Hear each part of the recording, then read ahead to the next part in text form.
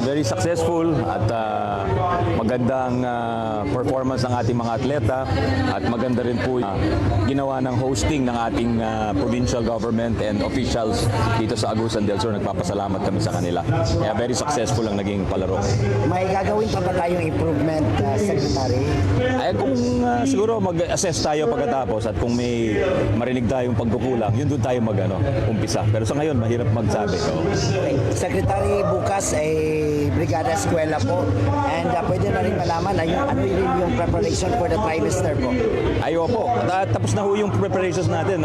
Umikot na po yung mga USEC at ASEC namin in charge. Umikot ng buong bansa at nag-marathon ng trainings nila sa ating mga guro. So, siguro ready na po. At saka dito naman po sa Brigada Eskwela, the usual na hinihimok natin yung buong komunidad na makibahagi dito sa pagpapaganda at pagprepara sa ating school year.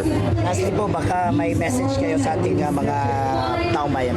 Well, papasalamat po tayo sa mga sumuporta dito sa Palarong Pambansa. Hihingi naman po tayo ng suporta para sa Brigada Eskwela dahil pa umpisa na po yung bagong school year. Maraming salamat po. Maraming salamat. Thank you.